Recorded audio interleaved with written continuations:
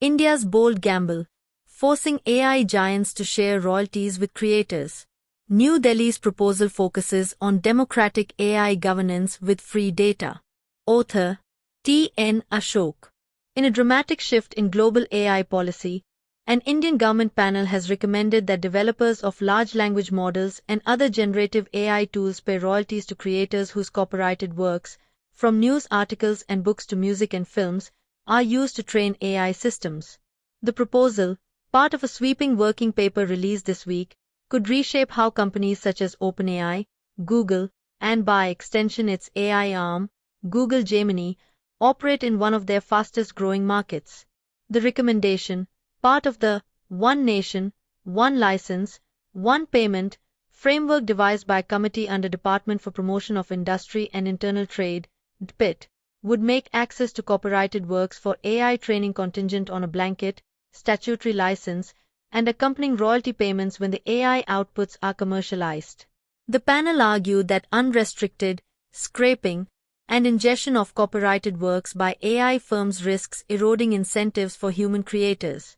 In a world of generative AI fed largely on uncredited content, the economic value is derived heavily from these creators, whether journalists, authors, artists, or musicians. Without remuneration, the committee warns, the creative ecosystem may suffer, especially in India's diverse and rich, but often undercompensated, creative sector. Moreover, the panel contends that a blanket license approach, rather than requiring individual deals with thousands of rights holders, will simplify compliance and avoid unfair bargaining power.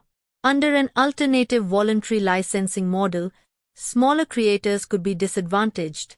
The royalty scheme isn't just forward-looking, it would apply retroactively. AI companies that have already trained models on copyrighted works and are earning revenue would also be required to pay a share. Crucially, the panel's proposal does not set a fixed royalty rate yet. Instead, it calls for the government to appoint a rate-setting committee composed of senior officials, legal and technical experts, members of the rights holders body, the proposed Copyright Royalties Collective for AI Training, or CARCAT, and representatives of AI developers. That committee will examine stakeholder input, market data, and economic analysis, then set a transparent, predictable royalty, likely as a percentage of global revenue generated by commercial AI product trained on copyrighted content. Until the rate is fixed, AI firms pay little or nothing, a status quo that the report disparages as unfair. That means currently there is effectively no royalty. The proposal aims to change that. By making the license mandatory and global, i.e. applying to all copyright-protected works lawfully accessible, the government aims both to prevent lockouts by powerful rights holders and to broaden compensation to even smaller or informal creators not part of established collective management bodies. India occupies an outsized and growing position in the global AI market. According to the committee's working paper, India ranks among the top revenue streams for companies like OpenAI, second only to the United States, and may well become the largest market in the near future. With millions of users, demand for local language support, and a growing ecosystem of AI-enabled services, India presents both opportunity and risk for global AI firms. The royalty proposal signals New Delhi's intention to assert more control over the terms of that engagement, ensuring that value flows back to Indian creators and the creative ecosystem, rather than leaving monetization solely in the hands of foreign tech giants. At the same time, the move supports domestic ambitions.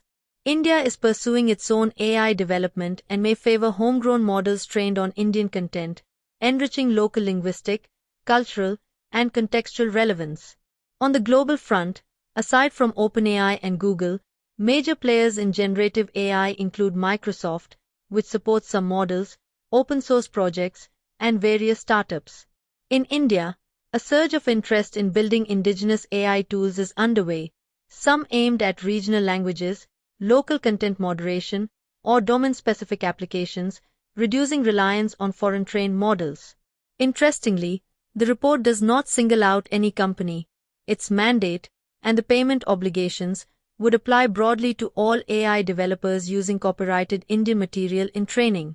Thus, Regardless of whether a model belongs to a global firm or a local startup, the royalty requirement would apply once the model is commercialized.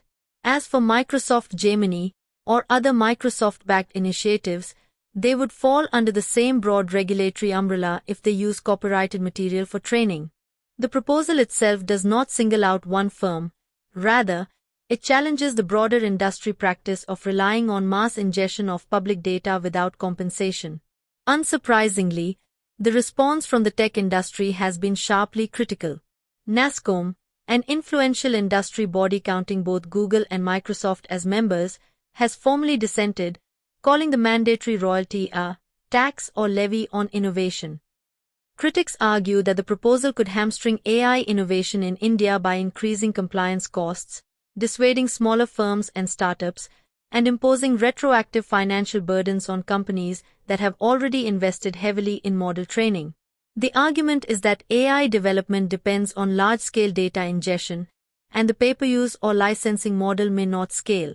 On the other hand, content owners, including news publishers, authors, artists, and media houses, have long complained that their work was being used to train massive AI models without their permission and without compensation. For many, the policy offers long-awaited recognition of their intellectual property rights and a path to share in the profits generated by derivative AI systems. If implemented, India will become, to the best of public knowledge, the only major economy to enforce a statutory licensing and royalty-sharing regime for AI training on copyrighted content. That alone could transform global AI economics. For creators, the promise of a steady royalty stream via a centralized body, CARCAT, could re-energize content production, particularly among smaller or informal creators who have often lacked bargaining power or visibility. For AI firms, retroactive payments and ongoing royalty obligations could materially impact their business models. Large firms may pass costs on to users, raise subscription prices, or restructure how they ingest and license content, perhaps favoring licensed or in-house content over broad web scraping. For Indian AI ambitions, the regulation could tip the balance towards domestically developed AI models, trained with licensed Indian content, better suited for local languages and contexts. It may also encourage collaborations between AI firms and Indian publishers, creators. The government has opened a 30-day consultation window for public and industry feedback before it is finalized. Moreover, questions remain: how high will royalty rates be set? Will retroactive charges discourage companies from operating in India? Will smaller startups and open-source efforts be disproportionately burdened? And will the central body, CARCAT, effectively ensure fair distribution to rights holders across India's vast and often informal creative sector?